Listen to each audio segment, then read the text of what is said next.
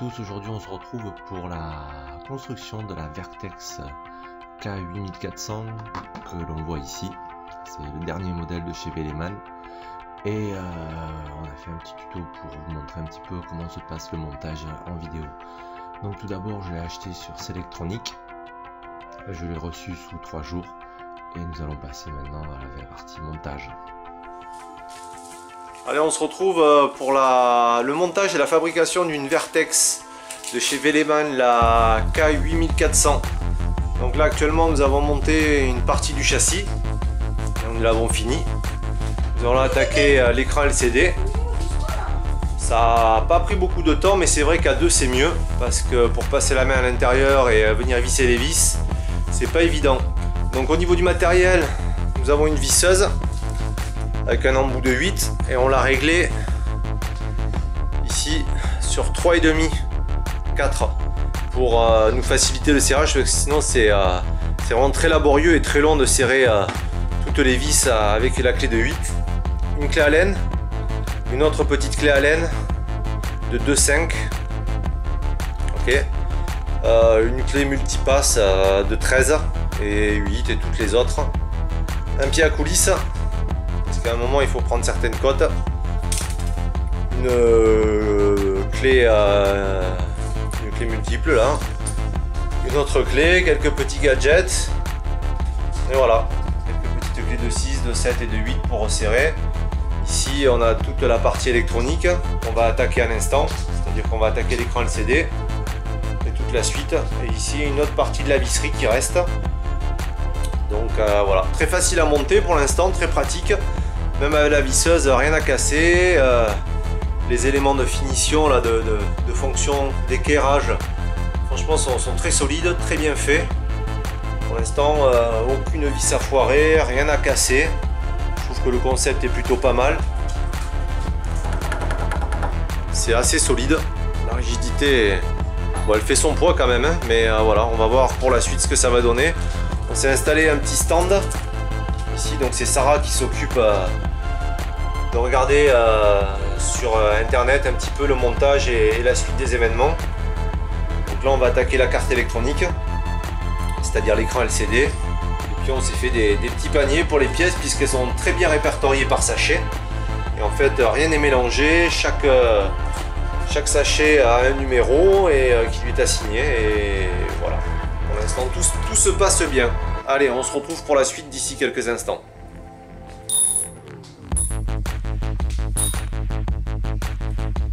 Allez, on se retrouve pour la suite du montage. Donc, on a installé tous les moteurs. Hop. Là, on est en train de faire la carte électronique. C'est ma petite femme Sarah qui s'en occupe.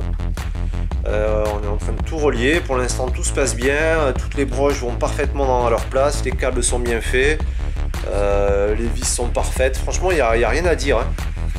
Pour l'instant tout se passe bien, nous n'avons eu aucun souci technique, la nomenclature qui se trouve sur internet est parfaite, il faut juste un petit peu capter et avoir quelques connaissances. Par contre au niveau outillage, on n'arrête pas d'aller chercher des clés, donc je pense qu'il faut quand même être bien outillé au départ avant de commencer quoi que ce soit, parce que sinon vous allez être vite limité dans le montage, il va toujours vous manquer quelque chose, quoi. Donc c'est surtout les petites clés, les tournevis comme ceci, toujours ces clés Allen, les petites clés plates très fines comme ça, quelques pinces coupantes.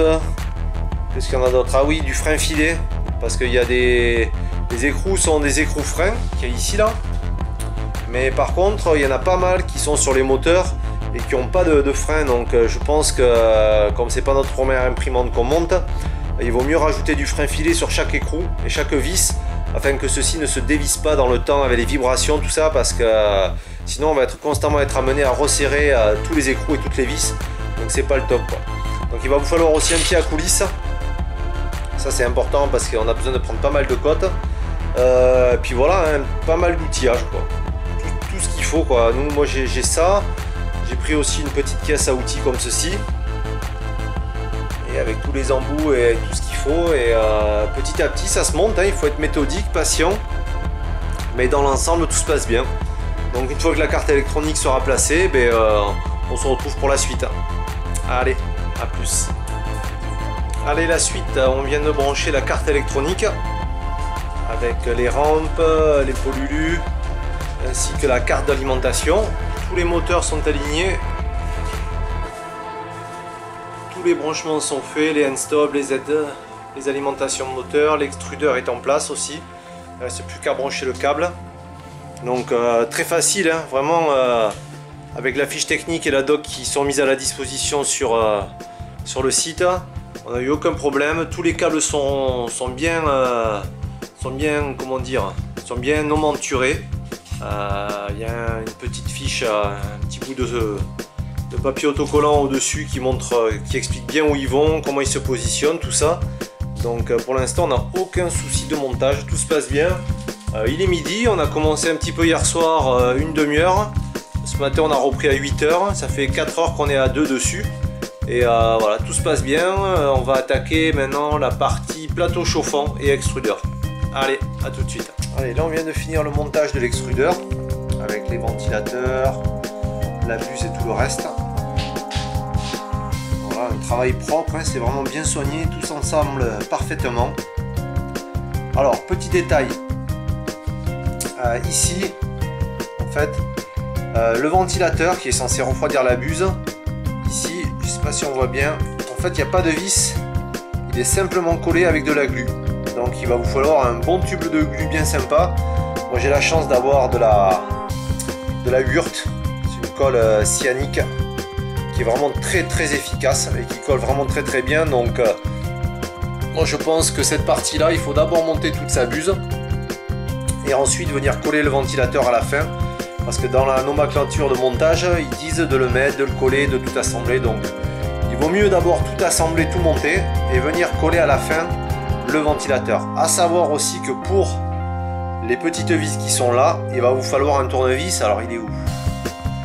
Un tournevis extra fin, c'est-à-dire avec une pointe vraiment très fine, parce que j'avais celui-là là, qui était un petit peu large pour les connectiques classiques, mais vraiment là il va vous falloir un tournevis très fin quoi. Il doit faire 2 mm de large quoi. Voilà, sinon tout s'est bien passé, tout s'assemble parfaitement, c'est très bien expliqué, hein. On le voit ici. Voilà, le montage sable, vraiment, il n'y a rien à dire, très bien fait. Voilà, toujours pareil, hein, comme là on n'utilise pas d'écrou frein parce qu'il est censé monter en température, toujours du frein filet qui va vous permettre de pouvoir sertir vos vis, de les visser sans trop forcer, juste ce qu'il faut, mais au moins elles vont pas se dévisser dans le temps parce qu'avec des vibrations c'est ce qui arrive très souvent. Voilà.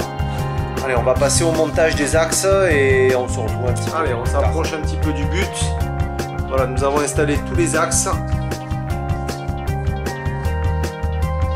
On a un petit peu galéré, toutes les courroies sont mises en place. Franchement, il faut être deux pour faire ça, hein. Mais même pour la montée, c'est beaucoup plus pratique à deux. Si vous avez un pote ou quelqu'un qui peut vous épauler pour le faire, ce serait beaucoup mieux. Parce qu'il y a quand même pas mal de manips et il faut souvent avoir les mains dedans, dehors, donc c'est plutôt fastidieux.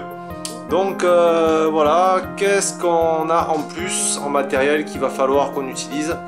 Bon, bien sûr une paire de gants, hein, pour toucher les axes, pour éviter qu'ils s'oxydent, de l'huile qu'il a fallu rajouter un petit peu pour mettre au milieu. Toujours pareil, hein, il a fallu que je ressorte des tournevis, des tout petits tournevis aussi, très fins.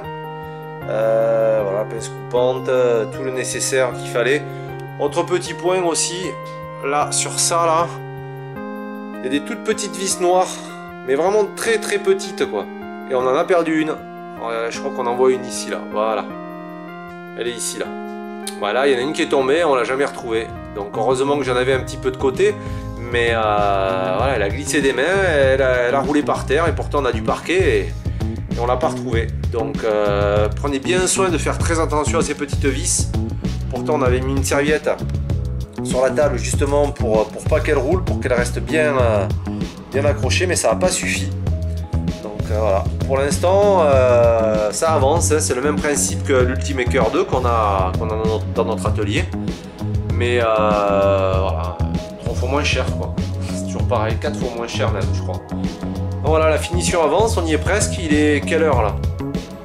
Là il est 17 h, on a fait une petite pause de 2-3 heures cet après-midi pour aller se promener un petit peu, histoire de se reposer. Mais voilà, ça avance petit à petit et Et on y est presque, on y est presque. Là on va attaquer le montage arrière des deux tiges et du moteur avec la tige filetée. Il ne restera plus que le plateau à mettre et injecter le marlin. Voilà, je pense que ce soir on aura terminé, voire demain matin elle sera en route. Allez, on se retrouve pour la version finale du montage de la Vertex K8400. Bon, là on a terminé de monter le plateau, tout est assemblé.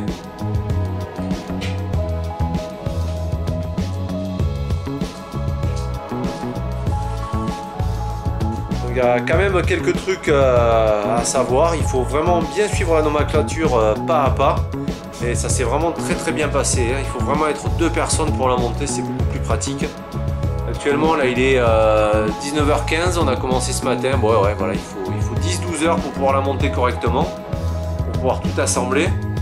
Comme je dis, il faut quand même pas mal de matos, donc j'ai réuni toutes les pièces que j'avais, tout ce que j'ai utilisé au fur et à mesure que je suis allé chercher dans mon atelier, pour pas avoir trop de surplus. Voilà, un pied à coulisses, du frein filet, de l'huile, de la colle, 1 mètre, une bonne visseuse réglée sur 4, une petite visseuse pour les petites vis, une paire de gants pour toucher les barres en inox, quelques tournevis, une petite pince aussi, celle-là elle a été bien pratique, et celle-ci aussi. Il faut vraiment avoir cette pince là, si vous ne l'avez pas, vous ne pourrez pas mettre les circlips qu'il y a à l'arrière, c'est impossible. Ou alors une pince à circlips exprès pour pouvoir serrer tout ça, quoi. Alors une petite scie, bon, parce qu'il y a une petite pièce à découper à l'arrière, ils disent qu'il faut la casser à la pince, mais moi j'ai préféré la couper correctement. La petite clé à laine magique, donc on n'aurait pas pu serrer toutes ces vis. Et puis voilà, le petit truc pour pouvoir fixer le bull trap à la fin. Le bull track c'est ça là, c'est cette pièce là qui vient se coller, il y a un petit film dessous, il vient se coller dessus. C'est ce qui permet d'avoir une adhérence parfaite. Voilà, je suis plutôt content, je trouve qu'elle a un bon look. Franchement, le rapport qualité-prix, il n'y a pas photo par rapport à la Prusa i3, j'en avais acheté une il y a 1 an. Elle était facile à monter, mais ça n'a absolument rien à voir, hein. Là, vraiment, on a quelque chose de similaire à l'Ultimaker, qui vaut actuellement plus de 2300 €.